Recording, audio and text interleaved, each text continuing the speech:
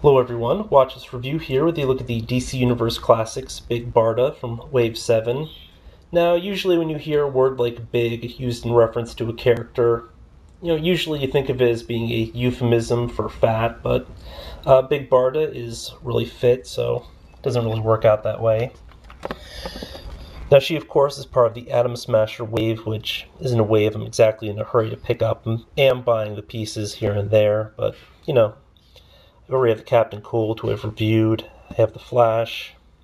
The other ones I probably will pick up at some point. A little bit of background for Big Barda.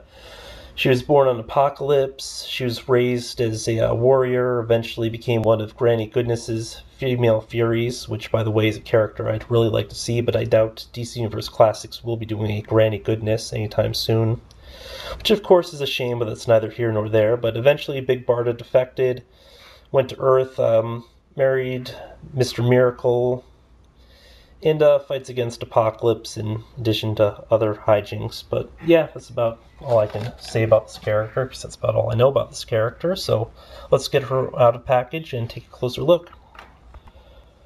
Barda comes with the left arm of Atom Smasher, in addition to a weapon, which she's holding. I guess it's some sort of a cudgel or mace, although because it's kind of bent out of shape, it looks like something else, but that something else probably ain't it, because that won't be used as a weapon.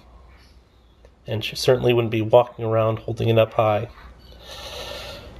Otherwise, I should point out that the helmet looks like it might be removable, but it isn't. Instead of giving us a removable helmet, which a lot of lines might have done, or say an alternate head, which some lines would have done as well, they just decided to release a helmetless variant, which is kind of bogus, but whatever. Honestly, I opted for the helmeted version just because it's probably the better known look / more iconic or whatever, but either way is probably pretty cool.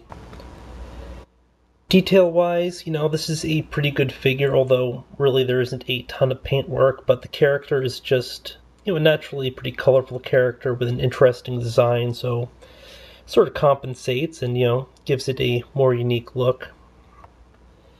More unique, if that's not redundant, I don't know what is, but both hands are open, so she can hold the cudgel or whatever in either one you choose.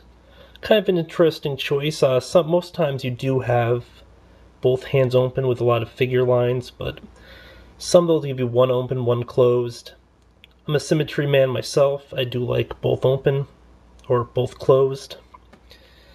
Just never one open, one closed, but other than that, quick run through of articulation. We have a rotating wrist here, single joint elbow, point of rotation at the bicep, and I really like the way that they did this bicep instead of putting it up closer at the shoulder and then having that really awkward looking joint on female characters. It's a really natural looking cut, but again, that lends itself more to the character and the fact that she has that piece there. Ball jointed shoulder, slightly impedes just because of the sculpt in the helmet here. Head does a little bit of stuff, not much, just because it's got this ginormous helmet there.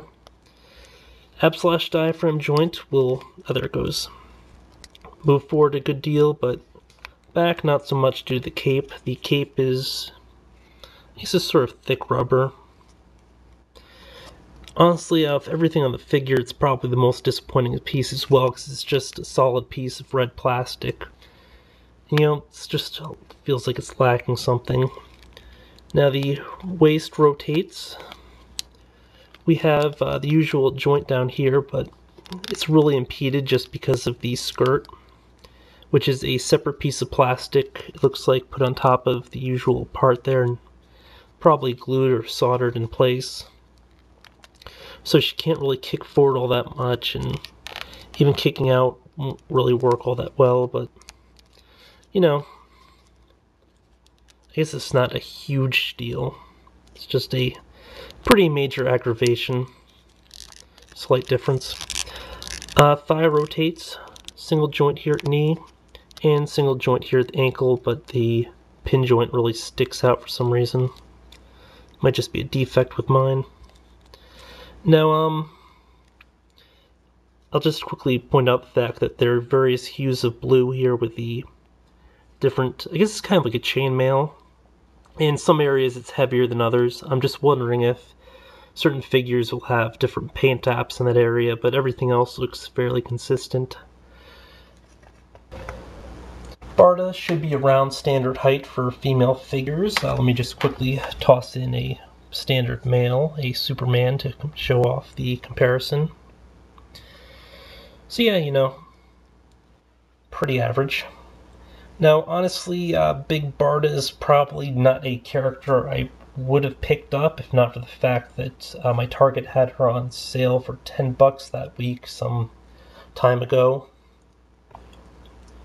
She is, of course, primarily like more of a New Gods character, and I mean the only New Gods I really care about are Darkseid, Assad, Granny Goodness, and the Evil One. So, but in hand she does look pretty decent. Again, the only real downside is the fact that her legs are greatly impeded.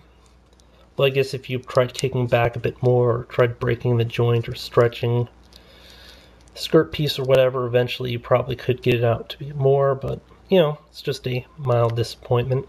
Otherwise, a pretty decent figure, although I just want to comment that it's kind of weird that you have gold pieces, then you have like yellow pieces. I mean, I'm really not sure what's up with that. I mean, they should have really done something to like kind of blend in a bit more, but hey, I might just be not remembering the costume all that well, and that might just be the way the character is. But at any rate, this has been a look at the DC Universe Classics Big Barda. Until next time, folks.